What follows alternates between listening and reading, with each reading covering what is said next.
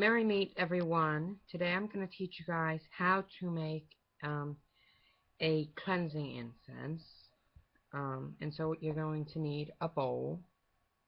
This is a bowl, it's not a plate. From the angle of the camera it looks like a plate. A small half teaspoon measuring spoon. Some ground up orange peels. These are actually mandarin orange peels that I dried and ground up. Some sage. It's probably better if the sage is ground, but I did not have it ground, so I will go back to the incense later and grind it up again. And some cloves, and I love cloves, and that's why those are in here. I will literally add clove to just about any incense that I make. So for each one you're going to want between, for each ingredient you're going to want between a teaspoon and a half teaspoon. Since this is going to have a lot of orange, because the orange is the best part of this, because it smells so good. Ugh. So we're going to add actually 2 teaspoons of the orange peel. And now, there's some orange left on that. I need here. Make sure you either have more than 1/2 teaspoon or whatever, or teaspoon. If you're going to do it in the same measurements, you probably ought to have a teaspoon. I do not know where it is. Mine is, so this is my substitution. So I keep smelling to make sure there's no orange left on this.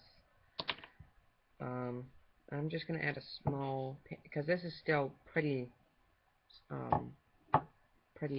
leafy, so I'm only going to add like a pinch and a half, because I can't measure it because it's not powder. But there's sage. And this was actually inspired because like 10 minutes ago, 20 minutes ago, I was watching Citrus and Sage in Wet Incense by Ember HoneyRavens. I'll leave the link to her channel in the description. But I do not want to make a wet incense. I prefer to have them dry and I can burn them on a charcoal disc. So this is what I came up with ingredients that I had laying around. Oh, and I'm not even, with the clove, do not add a lot, because this is like extremely strong. I think I'm going to add enough to fill that. I'm just going to add a shake and a half, maybe. There.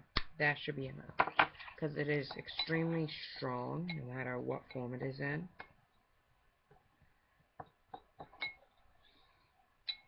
But so is the orange. So you've got to try to work with that to figure out which one is going to not be extremely dominant, but more dominant than the other, but allowing the other to still have its smell there.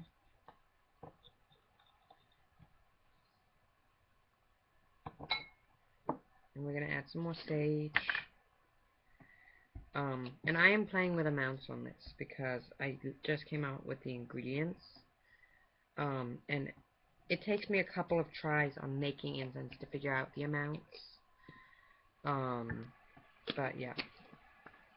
So I'll just work with it until I get a good blend. And this has to be ground up, so I'll have to pull my water and pestle out later. But yeah. Make sure your ingredients are ground up, or some of them at least. Probably, most likely the sage, because the sage is the one that you're going to want. And this is what mine looks like right now. And it's going to look, I would assume, similar to that, even after it's ground up. But I will leave the link to Ember HoneyRavens' channel in the description, along with the Citrus and Sage Wet Incense in the description as well. So until next time, guys, blessed be.